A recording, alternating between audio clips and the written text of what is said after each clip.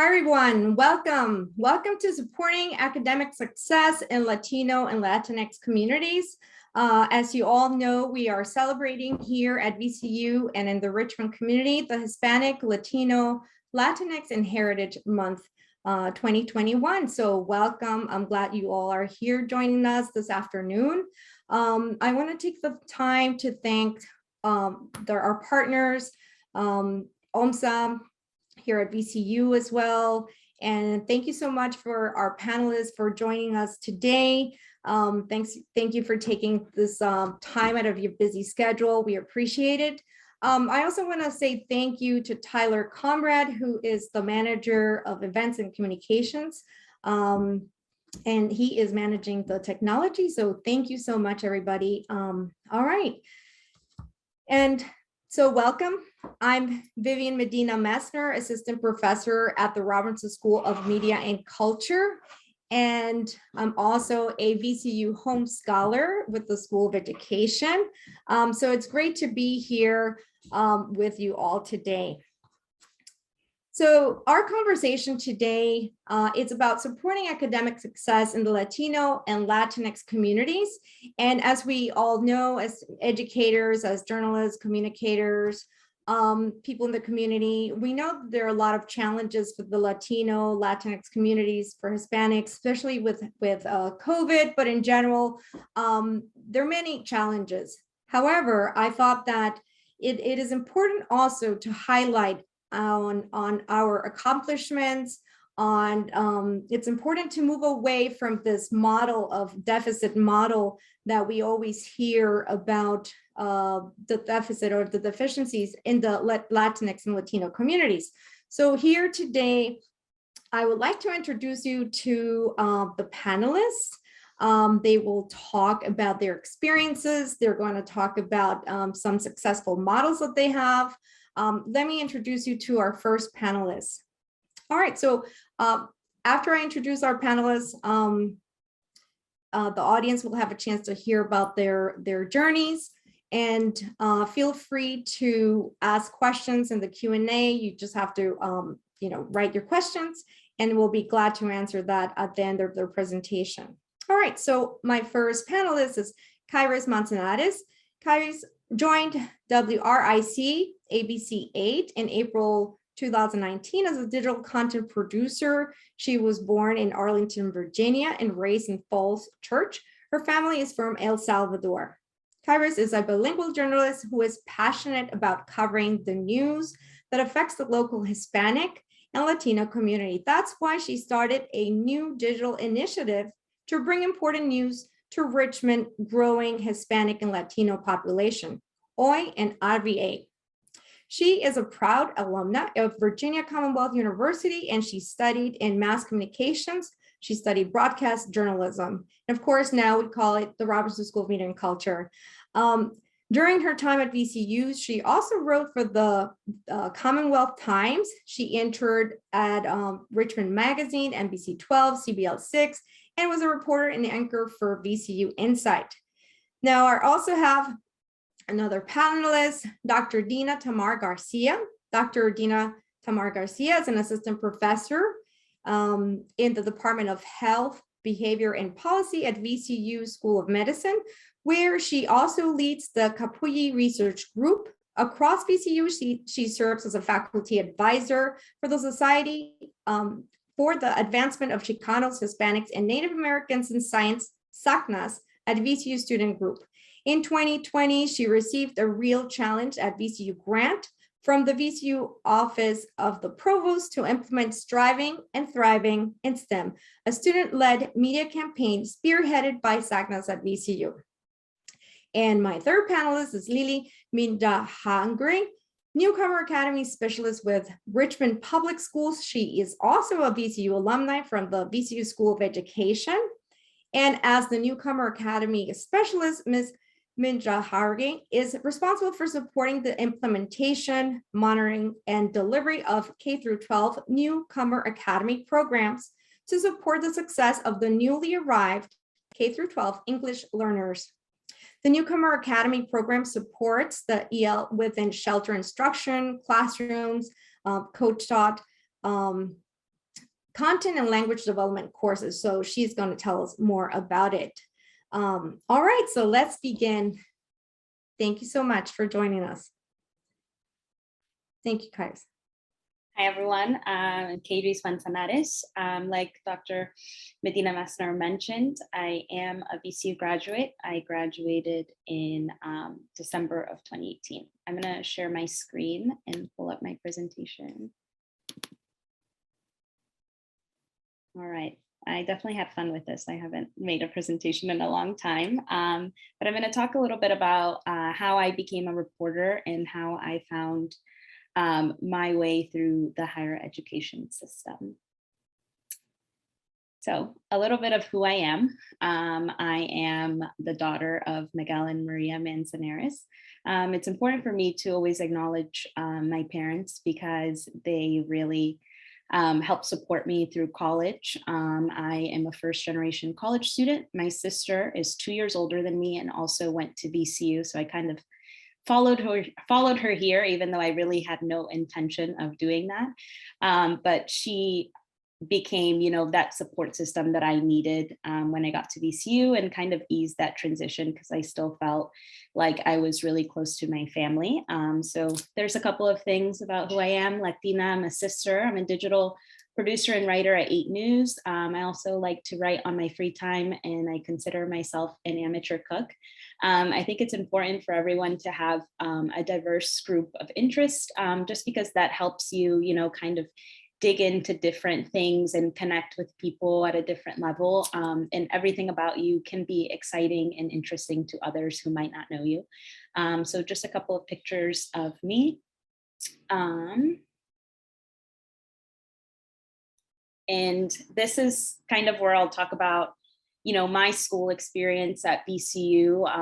For me, it was really important to have a support system. I'm someone who thrives off having a mentor. So when I got there, once you get a little bit further into your, degree, you'll really start to meet the professors that you'll work with for a long time.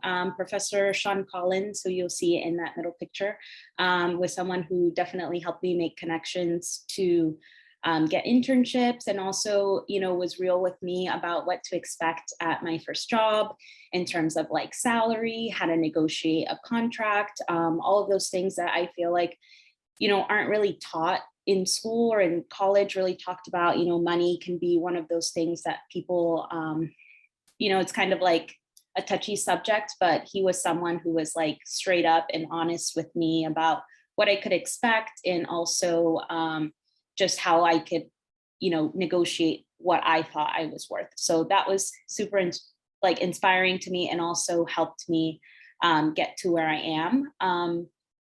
I think it's important for you to, like I said, just identify that support system, those mentors that can really help, get to know you, and then in return also serve as references, or, someone who jobs will call employers and ask a little bit more about you.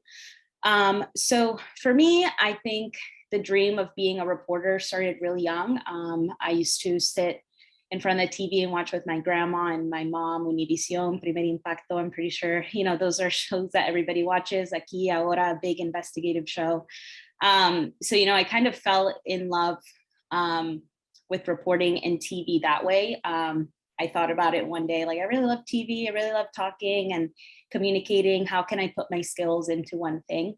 And that's kind of how I decided on my career. And it's been pretty nice so far. I'm only 24 years old, and I feel like I have made a lot of progress where I live. And I think that's important too, as a reporter, knowing, what your community needs and how you can fill those voids.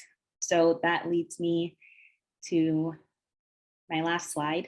Hoy en RBA. So it's a segment that I started at my news station. And it's new. I mean, no one, I say this all the time, but no one at my station speaks Spanish.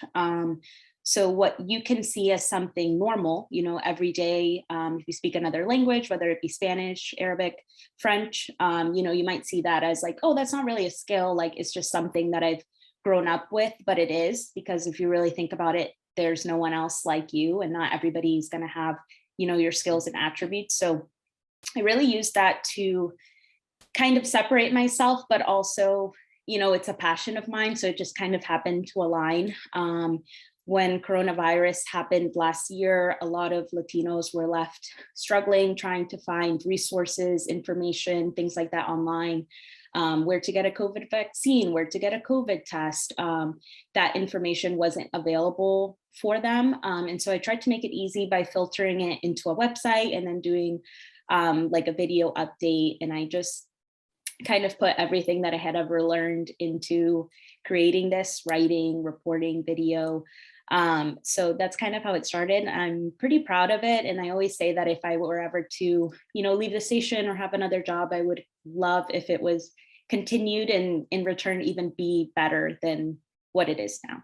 So if you have any questions, feel free to ask me. I'm open to answering anything. I don't have any questions right now. I don't see it from the audience, but I'm curious to know, how do you negotiate with your employer creating OI and RVA? Like you mentioned, nobody speaks Spanish. So how did you convince them? So my first day when I had the interview, I mentioned to my news director, like, hey, I also speak Spanish. This is something, I've been thinking about, like, the community here, and we have a lot of radio presence, but not a lot of TV presence. If you think of NBC 12, CBS 6, and even Channel 8 had like zero representation online. And that was really difficult for me because I come, like you mentioned before, I was raised in like the Arlington Falls Church area. So you have access to all these media giants in Spanish. And so when I came down here, I was like, okay, like what's happening that we don't have that? Like, do they think the population's just not as big? So on the day of my interview, I like said that, and I said like, hey, this is a goal of mine. And they were like, put the brakes on, you got to learn the job first, which, was cool and all. And I learned the job, but I didn't lose sight of what my goal was. And we have kind of been in talks. I like built the webpage myself. I started translating stuff. I just like kind of took initiative there. And then once the pandemic hit, it kind of really accelerated, the push for this, and then the promo and things like that. But I think having those like work goals is important. And also just knowing like, this program's not everything that I want it to be because I'm just one person. And so it's like an extra thing, right? Like a lot of things are when you speak a different language, it's something that, they ask you to do. And then like, if you're interested, you do it. But it's not like really built into your day. So that's one of the struggles of it, if I'm being real. So yeah, so not losing sight of your goal and then introducing it in a way that's like easy for them to understand, right? Because it's a change, it's something new. It's not something that they're going to be like, yeah, let's do it and let's start it immediately. You kind of have to fight for, that representation. And also just from a business perspective, right? You're gaining a whole new audience that can give you access to more ads on your webpage, which will result in more money for your own company. So like, people have to think about it in that way too. Like, it's not just filling that void for that employer to really understand the value of it. Sometimes to them, it is in a dollar form. That's not often, but you know what I mean? You kind of have to find ways to market your idea. That's how I would put it. Great, thank you so much. All right. Our next panelist is Dr. Dina Garcia. Let me unshare my screen. I'm so sorry.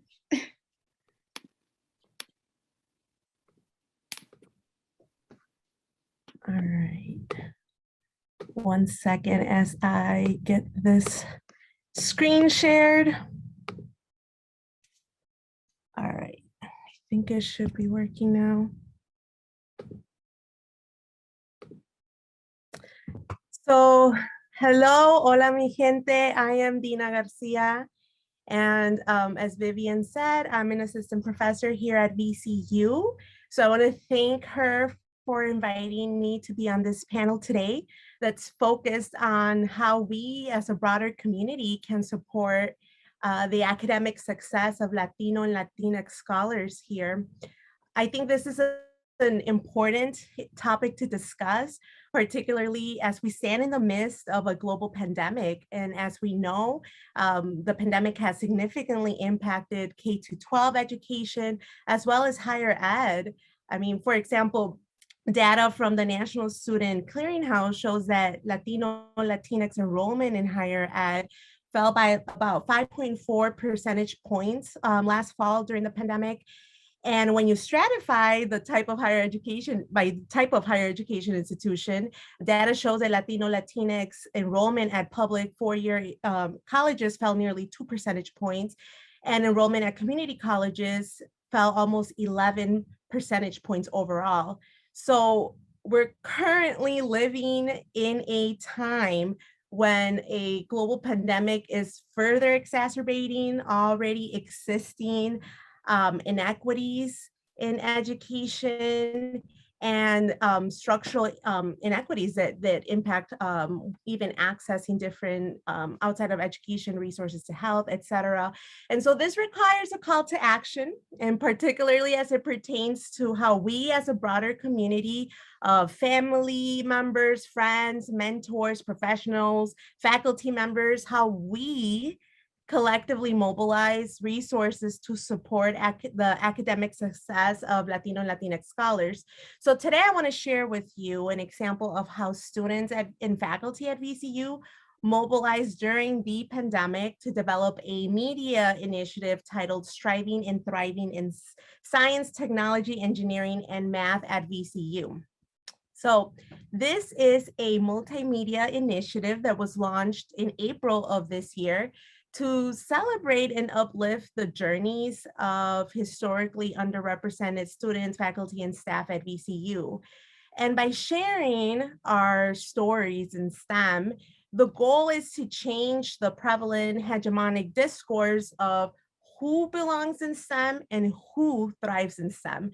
So oftentimes we celebrate individuals in STEM when they receive a grant, a fellowship, publish a paper, or get an internship, but why not celebrate individuals simply for being scholars in STEM, right? We already know, based on research from scholars at the Pew Institute, for example, that Black and Latino Latinx adults are less likely to earn degrees in STEM than other degree fields, and that they continue to make up a lower share of STEM graduates relative to the share of the adult populations, right? So addressing those widening disparities in STEM education requires for us to first and foremost celebrate those scholars that are currently working towards redressing such disparities. So for us, Striving and Thriving in STEM is a call to action for all of us to socially support and celebrate STEM students, faculty, and staff at VCU.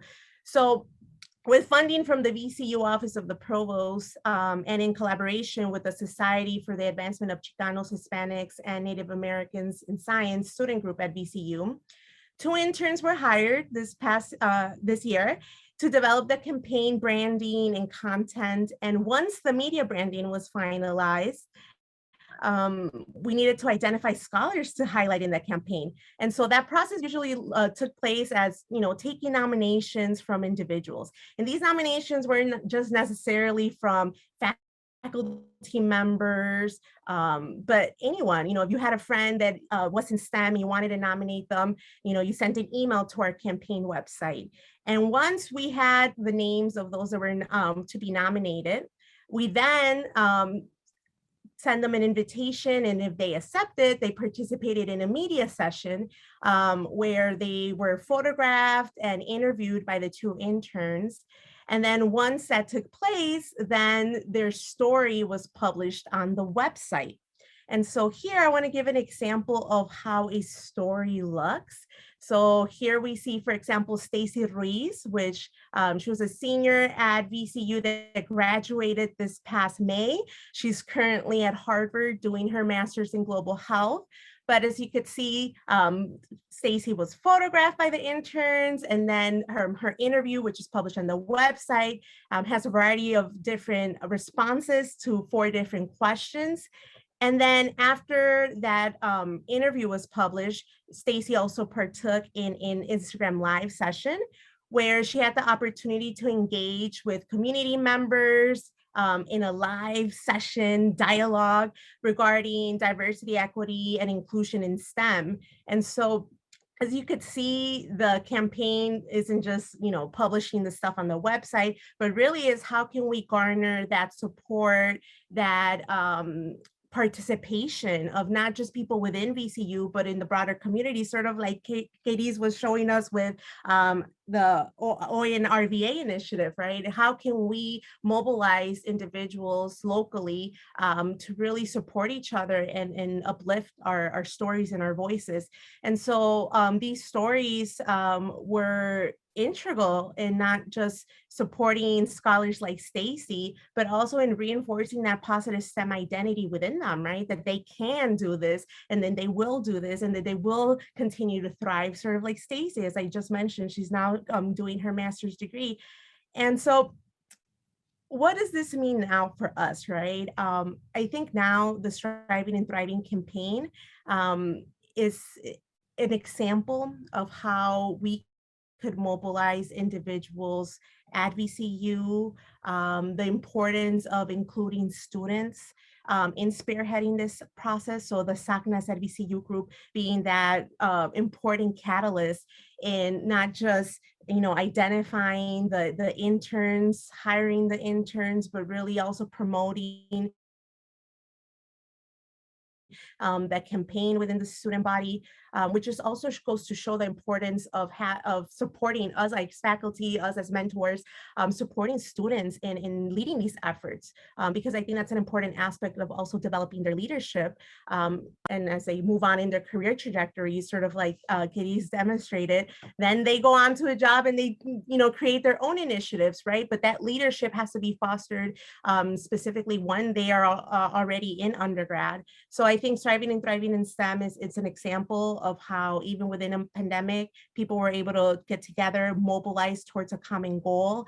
Beyond VCU, the campaign has reached thousands of individuals. Our website has been visited by individuals, for example, in Canada, Italy, the Netherlands.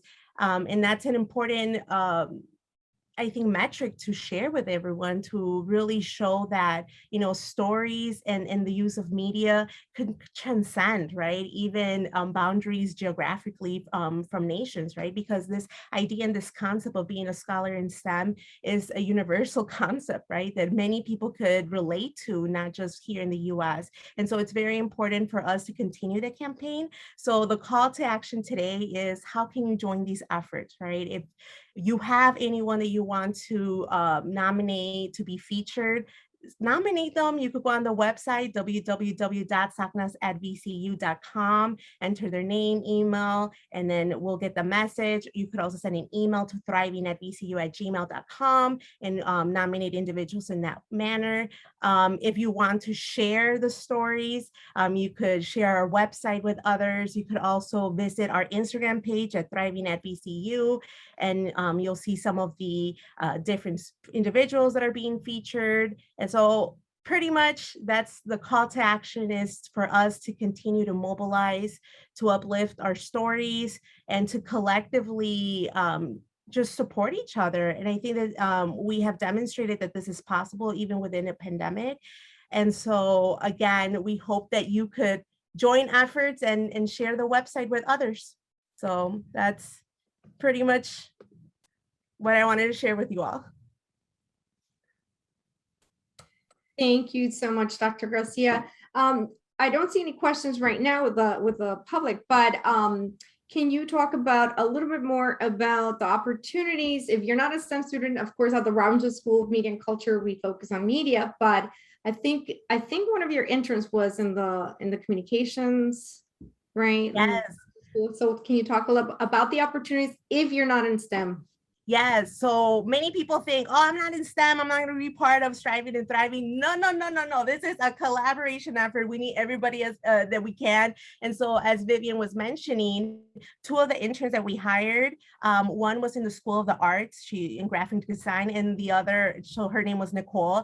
And then Wayne Coleman was a student in your school, Vivian, and in mass communications. And so he did a lot of the interviewing and the photographing as well.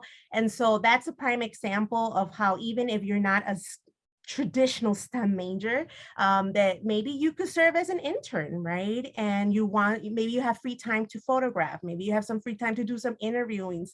You want to get more experience doing that, by all means, you know, you don't have to devote an entire, all my Fridays, all my Saturdays, right? Even if it's just, I have 5 hours in this semester, let's make it work, right? Because I think it's important to also, you know, contribute in any way that inform that you can, but also know your limits, right? So, I mean, don't say you're going to do 50 hours and then you're like, oh my goodness, I have all these exams, etc. But again, Vivian, thank you for emphasizing that, because the call for action is for everyone, and there's opportunities for even those outside of STEM fields.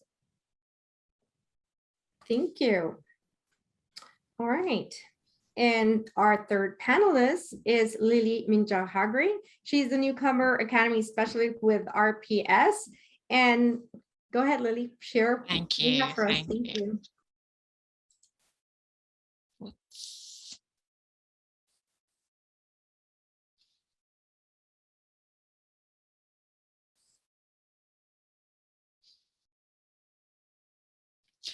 Well, good early evening, everyone. I am thrilled, so excited to have this opportunity to share a little bit about our program here at RPS. I am also overjoyed to be joined by VCU alumni. I feel like this is our little alumni party time here as we are together, and how beautiful it is for me to hear and see that we are sharing vision and passion for this particular student population that we serve in our communities.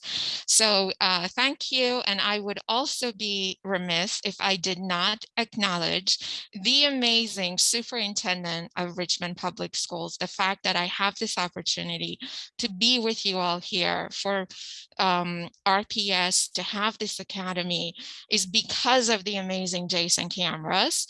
Mr. Cameras, that, you know, who positions his entire division, all staff, is positioned to lead with love, teach with love. He is a robust advocate of our English learners. And also, I am so blessed and beyond grateful to have Dr. Jeanette Duhart as the bilingual Title III coordinator in the division, or as Mr. Cameras calls Dr. Duhart, the force to reckon with. So there is robust advocacy for our students. And I am Lily Mirjahangri, the Newcomer Academy Specialist for the division. I joined RPS last year as Newcomer Academy Coordinator for high school at George Worth High School, where I am actually connecting with you all right now.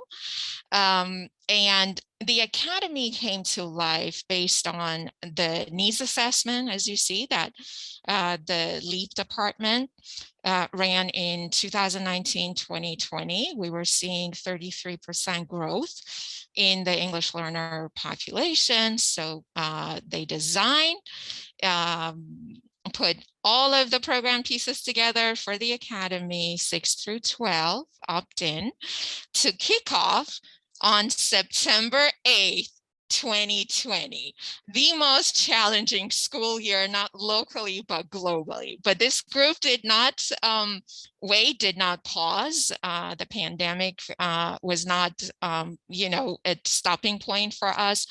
So we launched the academy at the high school and middle school levels for the 6 through 12. As we thrive for nothing but excellence and equitable access for all of our students.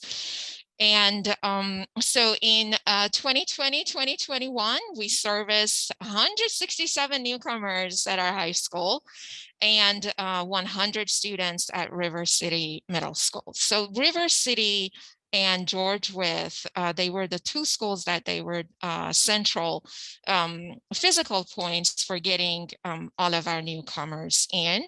And the LEAP department equipped both schools with the strongest and the largest ESL teacher team to serve our students in sheltered classes as well as co-taught classes. So we are so proud to claim we are the bridge that supports, connects, and motivates English learners towards success. Now, let's take a look at, what do you mean by newcomers? Who are these newcomers? So our newcomers are the, newly arrived in the US. They come with amazing and diverse linguistic and literacy backgrounds. And of course, they have specific needs. Everything that we do, we try to individualize as much as we can, meeting our students where they are and providing them the support that they need as we push them through success. We push them through the finish line. When it comes to the English language proficiency levels, many of you might be familiar and aware that we're looking at 4 levels. So our newcomers are the students who are newly arrived, who have received less than 12 months of instruction in a US school, and we call them, and they must be our level 1 students. So by level 1 is a 1-1.9, and these are all of the 4 domains, all of the 4 language skill domains: reading, listening, writing, and speaking. So I'm so proud to share, this is our structure this year, 21-22. So as I shared, in the most historic year of 2020-2021, we had the academy, the program servicing 6 through 12.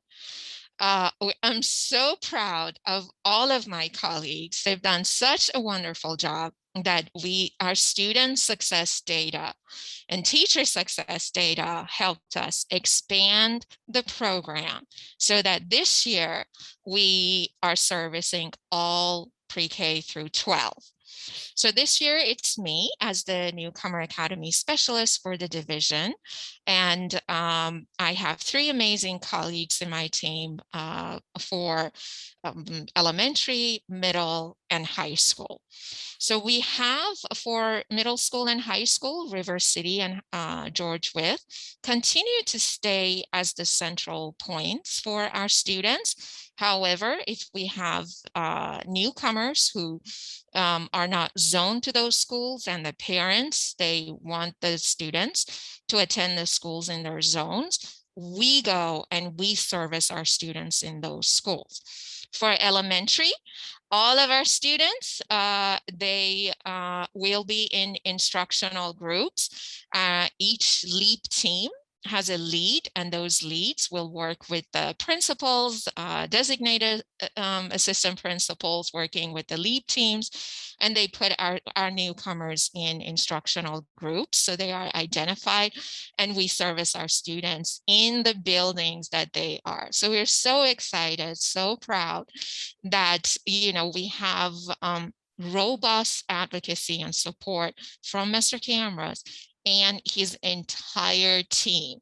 His chiefs, they hold us accountable for nothing but, for delivering nothing but the best to all of the students. They continue to check with me and our team on where do we stand with the numbers, how we are monitoring the numbers of incoming newcomers into the metro area, and how well prepared we are to serve more and more students. As you know, all school divisions, they have year-round enrollment. These are the stats that I'm so proud to share with you. So in our semester 1 of last year, our students, look at the pass rates. They speak for themselves, 100%, 100% in all of their newcomer classes. And then for the world history, we're sitting at 96%. It's almost 97.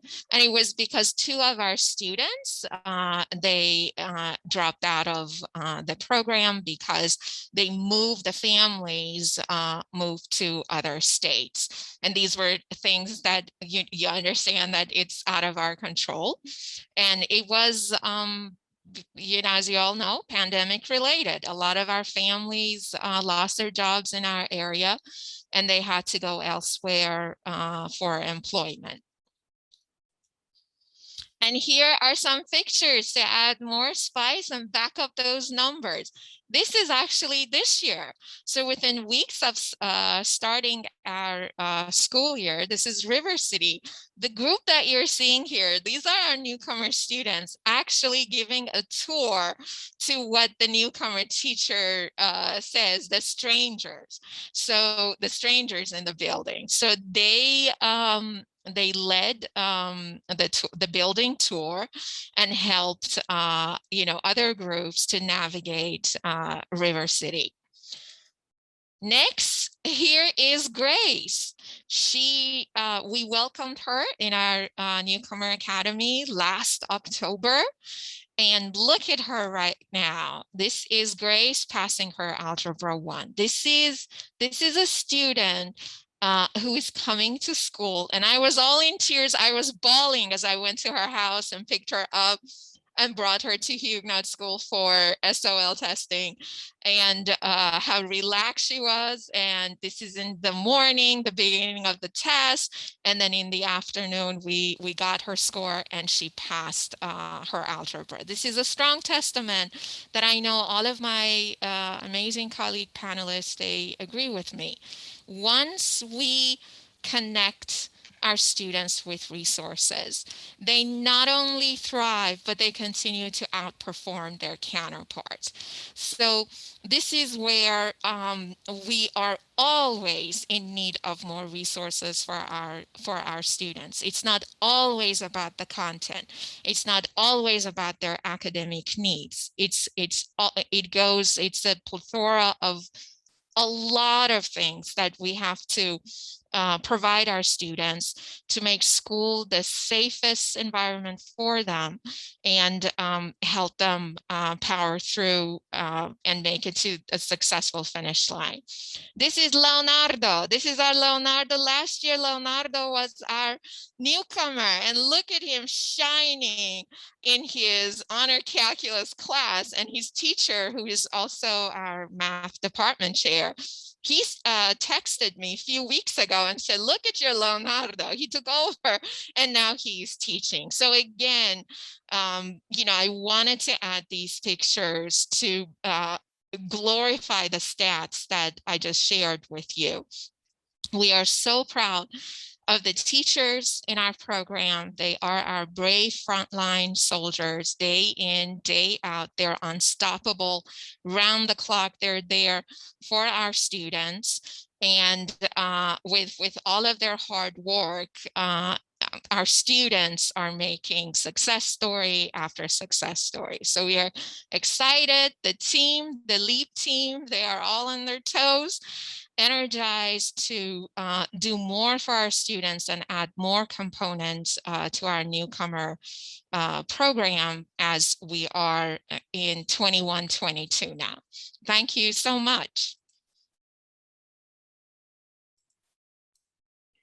Thank you so much, Lily, for sharing this. And so as we wait for more questions from the audience, can you talk a little bit, Lily, about how do we as educators or educational institutions support also the families who are with the students? Because in reading research and literature, it says that the more connected the families are, the better it is. So how do you connect the families to the Newcomer Academy and to the success of the students? Yes. So, again, I have to go back to the amazing Jason cameras. This is RPS, and we have Office of Engagement. where we work with that team. Family liaisons, bilingual family liaisons, that they are in our school buildings. There are certain hubs that those family liaisons are centered. And families, they are big part of this equation, and the outreach to our families and working on having, different kinds of workshops, professional developments for our families to equip them with all that they need to know to stay connected with the schools, and then also building that robust support system at home for our children. So lots go in RPS. A lot it is invested, from staffing to literature to having events that they are specifically targeting, servicing our families. There's a lot of investment in Richmond Public School. We have our Welcome Center, which is the first point where our newcomer families, they come, where the English learners, they come for getting enrolled in our schools. And then that team also supports our families as they come in, and connects them with the family liaisons in the school buildings where our students get directed to. And I also have one big figure to share that I forgot during my presentation. This year, as of yesterday, we have 352 newcomers in the program. Out of the 352, 344 are our Latino Hispanics. So 97%, almost 98% of our parent and student population, they are Latin Hispanics. We're so proud of them, and we stop at nothing to do more to meet them where they are, and provide assistance for all the kind of wraparound support that they need. Great, thank you.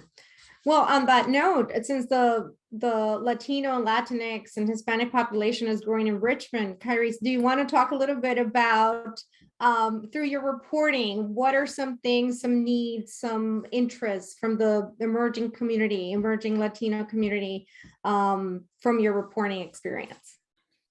I think just, highlighting what resources are out there. I'm not sure if it's part of the newcomers program, but RPS does have a program too that's called Con Ganas. And it really pushes the students. They're part of this group, and it serves as a big support system for them. So like highlighting those pieces in the community, so parents, who are watching the news or could see a report are like, oh, I want my kid to be in that, or that seems like something that would benefit my family, right? And then they go ahead and they put their kid in there, and then now their kid is getting all the support that they need in the school. So finding, those points of what could make a change, right, in the life, and highlighting the resources that are out there, like I mentioned before, and just keeping people informed with what's going on in their community. I do find that is very hard, right? Especially for Latinos, their parents might work very long hours, might not have time to watch the news or, keep up with what's going on in schools. Personally, like that was my experience. My parents, worked all the time. They were very hands-off in my high school and also college career. So that brought me back to why it's important, right, to find the mentorship and the support you need, because you might not always have it at home. Even if your parents are supportive, they might not understand, right? For me, a big issue that I had to overcome was FAFSA, and filling out those applications and telling my parents, like, I need your tax forms, and like I need them right now, and they're like, okay, like, they didn't really understand that part of the college experience, right? Which, having programs like, she just mentioned, like, I wish I had that program at my high school, but times were really different, at least, a couple years ago. And so, I didn't have that. So it's like, those things could really make a change in your life or make you feel like supported. Sometimes you feel alone, right, in the process. So you're like, you know what, like, I don't want to deal with that. I'm not going to fill out the FAFSA form, or, you know, I'm not going to fill out a scholarship form. But it's like that could literally change your life or get you the money that you need to go to school. So. Very true. And even at the Robinson School of Media and Culture, when we have scholarships, some students don't necessarily apply. So it's important to apply for sure. Now, based on your VCU experience, can you tell us a little bit about, you know, what type of support, what you like, what you didn't like, what you think that as educators at VCU and communicators, we could do a better job? Well, I think, you know, Dr. Garcia's point about, you know, she kind of starting this group where, you know, Native Americans can come in, Latinos, feel supported. You know, sometimes you are the minority in group in places like this, even though VCU is, you know, diverse. The more you get into your concentration, the more you realize like there's maybe one other Latino in your, you know, in your concentration. And so then, you know, that becomes like, you know, your sisterhood or brotherhood. And so having those groups is important. For me, I was a part of VCU trio services. And so they are kind of like, they help you while you're in college. Any scholarships that you want to apply to, like you just mentioned, like they really motivate you, find other opportunities for you. And also like, you know, you're in charge of like giving tours or, you know, explaining to kids that are coming in or looking at VCU as an option, like that resource exists. You know, I wish there was something like that for Latinos at VCU, right? Specifically geared towards them, because a lot of them might feel in my shoes, right? How do I navigate applying to FAFSA every year? Or your financial circumstances change. For example, my last 2 years of college, I worked as a server at Three Monkeys, so right up the street, in order to support my studies, right? Even the $100 can help you buy a textbook, can help you, you know, in your class or with equipment or with anything you need. So having, you know, that course that kind of is all around, right, can help you find opportunities even while you're in school. I think would be important and something that, you know, I would feel proud to say, hey, VCU has this, you know, as an option. And they might have it now, but back then it wasn't like made a big deal out of like, hey, we're really gonna push Latino success. It's kind of like once you're already in college, it's like, oh, you're successful, you're already here. But navigating the college world is a completely different thing. Thank you. Mhm. And on that note, Dina, can you talk a little bit about also your other research group, Capulli, and how you work with students in terms of research and like, you know, like Karis was saying about navigating the higher education. Once you're there, how do you help them? How do you support them, or how do you collaborate with them? Well, I think it's so important to first emphasize, right, that like even the mere fact of, you know, being in a university, being in a major, sometimes, you know, we get so caught up in just focusing on completing the class, etc., that we forget that we could have the power to not just take the class, but to make sure that the class and the work that we do with that class is impactful and connected to our communities. And so I think as an educator, as faculty member here at VCU, that's one of the things that I try to emphasize a lot is we could do research, right? And we could do our papers, but let's focus it on something that's meaningful to us. Each of us are guided by different values, right? And by different things that are important in our lives, right? And there shouldn't be a disconnect or a divorce, right? Between that and school, right? We are who we are. We bring it with us everywhere that we go. And so that's part of the reason when I first came to VCU in 2018 that I said, you know what, I want to start a research research group, and a research group that's focused on what I value. So Calpul is actually a Nahuatl word that means community, unity, love.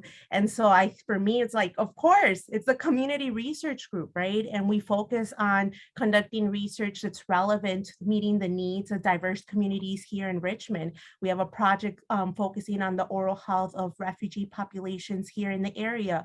We have a project that's focusing on the health needs of Latino Latinx populations in rural Southwest Virginia, which if you didn't know and you haven't been to Galex, there's a lot of Latinos there, you know, and people sometimes forget about that because obviously a lot of the attention is in Nova or in Central Virginia, right? But we are everywhere, right? But nonetheless, I think that's an important aspect to emphasize is making that connection, right, in our work that we do, and making it meaningful.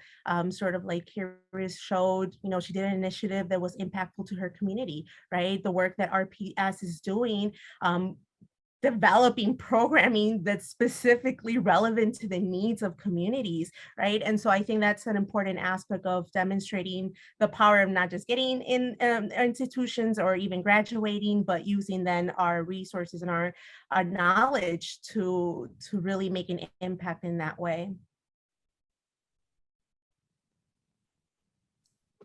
Thank you.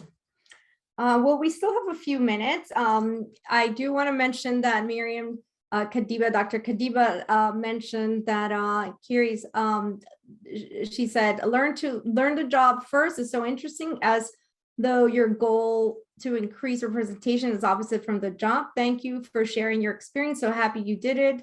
You did not lose sight of your goal. Yeah, I just wanted to share that and highlight that.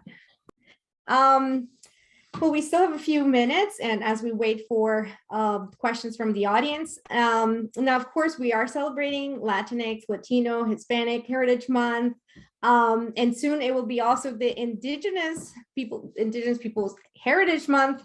So I want to give a little shout out to the OMSA events that we're going to be having soon as well. Let's talk a little bit, since I do have a little bit of time, about the cultural aspect. Maybe each one of my panelists can talk a little bit about, you know, maybe that diversity in terms of culture. My heritage is Colombian American. I grew up I was born in New York, in Brooklyn, New York, but I lived between Miami and Europe. And so I bring all that which is a big package to education. And so can you talk a little bit about maybe making that connection to your heritage, your cultural heritage, and then how does that show up in your work or your research or your interests? Thank you. I think if I may go, it's just for us academically, and you saw in my first slide, it's our curriculum, culturally relevant curriculum. So day in, day out, we are about celebrating culture and heritage in our schools, in our classrooms, with our students. So, you know, one example for this month, we had a presentation created by our LEAP department and our newcomer lead teacher, going around in school every day, visiting one country and where the country is, what are the traditions, and then having a trivia for all staff and students to participate in, and then giving prizes to our students. So we're bringing a whole lot of attention to our students' identity, to the fact that, hey, not two students from Guatemala are the exact same. Let's get to know them. Let's get to explore our students who you assume they speak the same language. Last year, we had so much fun because we put a positive spin on everything that comes across as a barrier. And we want to switch. We want to work across departments to change that mindset, to go for a shift in the mindset. and not use deficit anymore, to have, asset based approaches when we are working with our English learners. So day in, day out, beginning with the curriculum, all eyes on the newcomer curriculum, gotta be culturally relevant, and helping our students to get acclimated to what is an American middle school like, what is an American high school like. The fact that I was sharing that picture that our newcomer students, they were in one group, and in just few days working with their teachers, they joined in giving a school tour. These are just some of them were the students that this is their first time stepping in a school building, because of the countries that they come from, because of their the beautiful stories that they come here with. Many of our newcomers, they haven't been in a school building. This is their first time when coming to school and learning. So it's celebration of culture and heritage is a big element in all of the dimensions of our programs. Thank you. Dina, would you like to follow up on the cultural richness that you bring to the table? Yeah, I mean, I think for me, identities are important, right? And not just cultural, like all our identities that we have, because they shape our worldview, right? They shape how we approach things. And I talk about this all the time. Like, I was born in Mexico, Guadalajara, Mexico. I came to the US when I was 2, right? I became a US citizen when I was in, I think it was 2nd grade, right? And then I grew up in Wisconsin. Wisconsin is very different than Virginia. Let me tell you, like the majority of Latinos in Milwaukee are either Mexican or Puerto Rican, right? So I have a lot of Puerto Rican friends. I had a lot of Mexican friends. And then I come down here and I'm like, oh, wow, it's a lot more Central Americans, right? It's very different dynamics than the Midwest. And so I think for me, it's important for me to also acknowledge that, right? That, we're not a monolith, right? We have so many different diverse experiences, even being a Mexicana in the US, right? Very different than if I would have grown up in Virginia versus Milwaukee, right? It took me a long while to find some good tacos, but now I did, right? But, different aspects like that. And I think that's important because even when I approach different students, when we do our work here with Striving and Thriving, et cetera, I think first and foremost is not making assumptions, right? That everything's the same, because it's not. We have different experiences. And I think it's important for us to not focus on the differences, but focus on the diversity of how we each view the world, and understanding that that's also an important part of how we're going to do our work, right? The programs that we do, right? We can't just do a one size fits all, because that's not the case, right? It's a very, very, very diverse group of people. So that's my take on it. Now we could turn it over to Kairos. And I love that point that you make, because, we all fit in so many different boxes. Most of the time it's hard to narrow down, who am I, right? And I refer back to my first slide, I really thought about it, okay, who am I? Being Latina and being, first generation, and having my parents be from El Salvador, that is who I am. And knowing that identity and being proud of it, right? And not, shaming who you are, not, toning down your accent, really owning who you are is what's going to help you celebrate your culture wherever you go, and show people everyone's different. It's Hispanic Heritage Month. Let's not just do stories on restaurants. Let's do stories on, highlighting the community members who are making a change and impacting other people. Because yes, food's beautiful to celebrate, but it's, we have to, in terms of media, we have to think that our viewers, want to see different things, want to see packages on quinceañeras and maybe a pupusa story, something like that, something different that shows that, we're not just that one, not just Hispanics, not just Latinos. You have, different things that you identify as this person. So. Absolutely. So thank you so much. Yes, for all my panelists, and like you were saying, this is a great opportunity to celebrate our heritage, our culture, not just one day, not what just 1 month, but we bring a lot to the table in many fields, whether it's journalism, communication, education, art. I mean, so thank you so much. I appreciate everybody taking the time to highlight our contributions. Also, like we were saying, moving away from this deficit model, but more thinking, okay, the assets that we bring, and all the contributions, I think that's important. And thank you for all the work that you do. And let's keep, pa adelante, como dicen. All right. Thank you so much. Gracias, everybody. Ciao. Thank you.